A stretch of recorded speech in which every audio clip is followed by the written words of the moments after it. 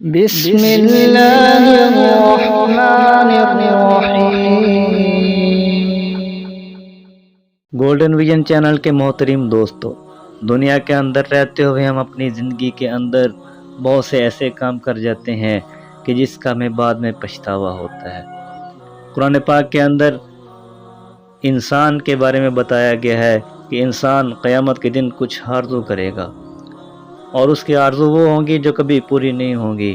قرآن پاک کے اندر آتا ہے اعوذ باللہ من الشیطان الرجیم بسم اللہ الرحمن الرحیم یا لیتنی کنت ترابا، اے کاش میں مٹی ہوتا۔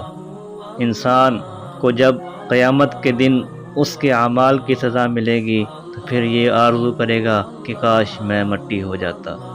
دوسری جگہ فرمایا یا لیتنی قدمت لحیاتی، اے کاش میں نے اپنی آخری زندگی کے لیے کچھ کیا ہوتا۔ تو دنیا کے اندر وقت ہے، جتنا مرضی عبادت کرنا چاہیں ہم کر سکتے ہیں، لیکن آخرت کے اندر ایسا نہ ہو کہ ہم اپنی زندگی گزار کر چلے جائیں پھر بعد میں ہمیں پچھتانا پڑے۔ پھر آگے ارشاد فرمایا یا لیتنی لم اوت کتابیہ، اے کاش مجھے میرا نامہ اعمال نہ دیا جاتا۔ جب قیامت کے دن انسان کو اس کا نامہ اعمال ملے گا، اس کے اندر انسان کی غفلتیں شمار ہوں گی، پھر انسان کہے گا کہ کاش مجھے میرا نامہ اعمال نہ دیا جاتا۔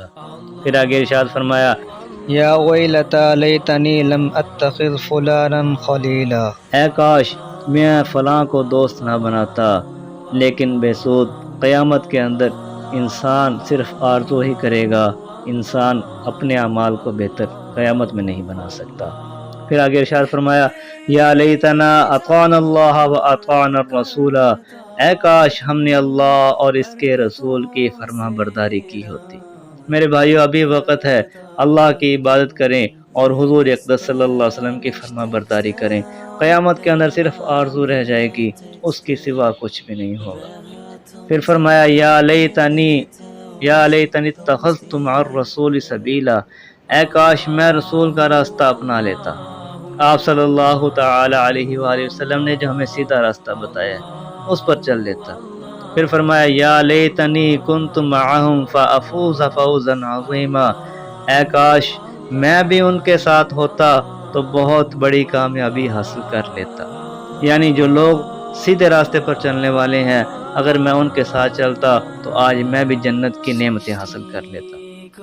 پھر فرمایا یا لیتنی لم اشرک بربی احدا، اے کاش میں نے اپنے رب کے ساتھ کسی کو شریک نہ ٹھہرایا ہوتا۔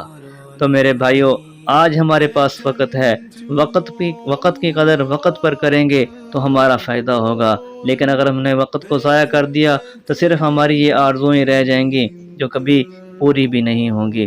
تو اب کوشش کریں کہ ہماری زندگی کا کوئی وقت ہم سے غفلت میں نہ گزرے، اللہ تعالیٰ کی عبادت کے اندر وقت گزرے اور رسول اللہ صلی اللہ تعالی علیہ وسلم کی فرما برداری کے اندر وقت گزرے۔ کسی شاعر نے کیا کہا ہے کہ اب پچھتائے کیا ہوت جب چڑیاں چگ گئی کھیت، جب چڑیوں نے سارا کھیت چگ لیا، جب ہماری زندگی ہی غفلت کے اندر ختم ہو گئی تو پھر بعد میں پچھتانے کا کوئی فائدہ نہیں۔ وقت پر وقت کی قدر کریں۔ اللہ تبارک و تعالی ہمیں اپنے اعمال کو بہتر بنانے کی توفیق عطا فرمائے، حضور اقدس صلی اللہ تعالی علیہ وآلہ وسلم کی تعلیمات پر عمل کرنے کی توفیق عطا فرمائے۔ تذكركنا مجدراج كوكو بدلير